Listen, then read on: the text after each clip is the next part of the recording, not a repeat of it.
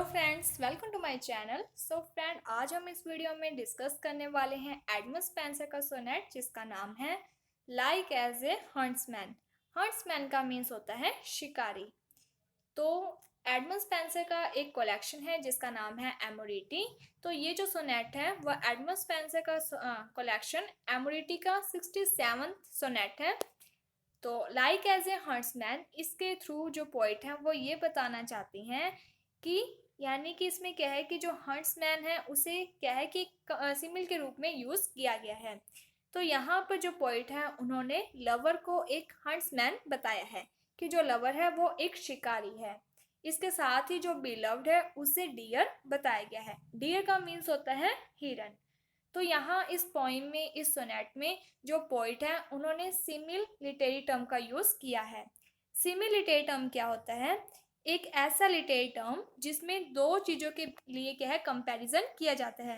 दो चीजों का क्या है कंपैरिजन किया जाता है और उसमें क्या है कि वो जो कंपैरिजन है उसके लिए लाइक और एज वर्ड का यूज किया जाता है। तो यहाँ पर भी जो पोइट है उन्होंने लवर का कंपैरिजन किया है, यानी कि जो लवर है उसे एक हंट्समैन के रूप में बताया गया है। तो यहाँ पर जो लवर और जो हंट्समैन है उसको क्या है सिमिल, यानी कि उसमें क्या है सिमिलैरिटीज बताई हैं एज वर्ड का यूज करके। तो यहाँ पर जो पोइट है वो ये बताना चाहते हैं कि जो लवर है जब वो अपने बिलव को प्राप्त करने के लिए एफर्ट्स करता है और वो क्या है कि वो अपनी बिलव को प्राप्त करने के लिए उसको क्या है कि जबरदस्ती, यानी कि उसके ऊपर क्या है कि दबाव डालता है उसे प्राप्त करने के लिए, यानी कि उसकी इच्छा के विरुद्ध जाकर, उसकी इच्छा के बिना ही क्या है कि उसका पीछा करता रहता है और उसे प्राप्त करना चाहता था।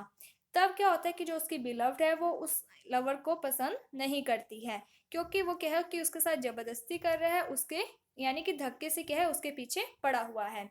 जिसके कारण जो लवर है वो ये चीज़ समझ जाता है कि कोई भी जो चीज़ है उसे ज़बरदस्ती प्राप्त नहीं किया जा सकता, यानी कि जो सामने वाला जो पर्सन है हमें क्या है कि उसकी इच्छा का भी ध्यान रखना चाहिए।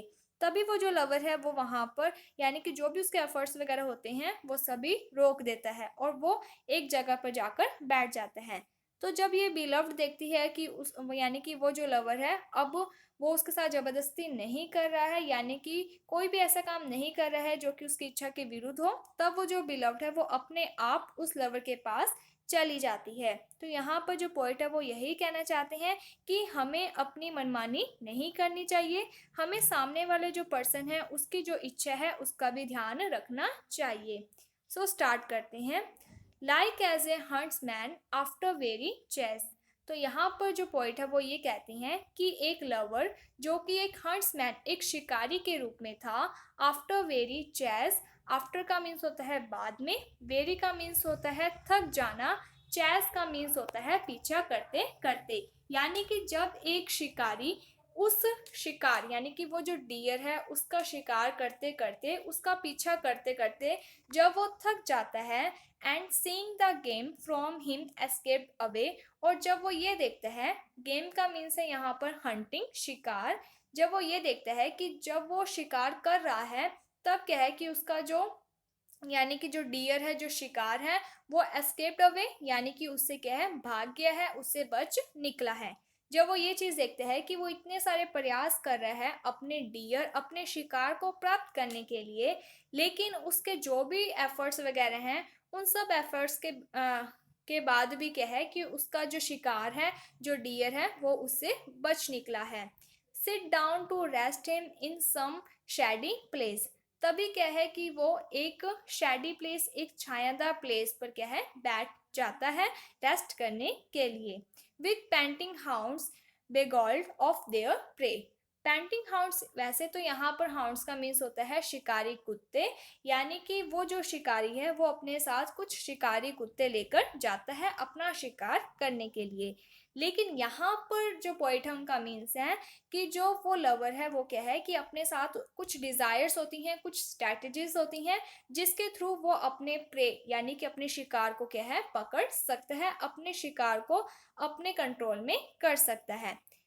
So after long pursuit and when ऐसे, तो यहाँ पर क्या है कि जो पोइट है वो ये कहना चाहते हैं कि सो आफ्टर लॉन्ग, एक लंबे समय तक, परस्यूट यानी कि पीछा करते करते, एंड वेन ऐसे, ऐसे का मीन्स होता है अटैम्प्ट, कुछ एफर्ट्स, यानी कि उसके जो भी एफर्ट्स वगैरह होते हैं, जब वो हंट्समैन ये देखता है, हंट्समैन मीन्स लवर, जब वो ये देखता है कि उसके द्वारा जो भी प्रयास किए गए हैं, जो भी एफर्ट्स वगैरह किए गए हैं, वो सभी क्या है, वेन है, बेकार हैं, तब वो क्या है कि वो थक जाता है और एक शेडी प्लेस पर जाकर बैठ जाता है।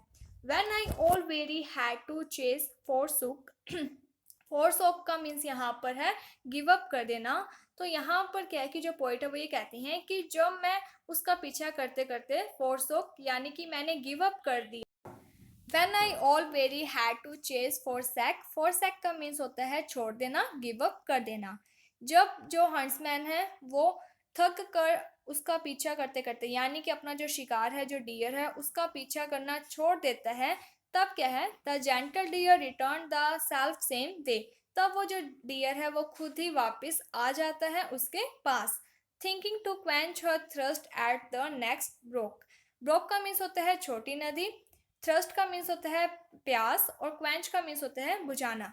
तब वो जो डियर है वो अपनी प्यास को बुझाने के लिए उस छोटी नदी के पास खुद ही आ जाता है। There she be holding me with milder look, और वहां से क्या है कि वो मुझे, यानी कि वो जो डियर है वो हंट्समैन को देख रहा होता है, माइल्डर लुक यानी कि एक नम्यता से। माइल्डर का मीन्स होता है कि जब हम किसी को सॉफ्टली देखते हैं, एक तो होता है जब हम किसी से गुस्सा होते हैं या फिर जब हमें कोई पसंद नहीं होता है, तब हमारा जो लुक होता है वो देखने का अलग होता है। तो यहाँ पर उसका क्या है, ऑपोजिट है। माइल्ड का मीन्स होता है पिघल जाना, तब वो क्या है कि उसे एक अच्छी निगाहों से देख रही होती है।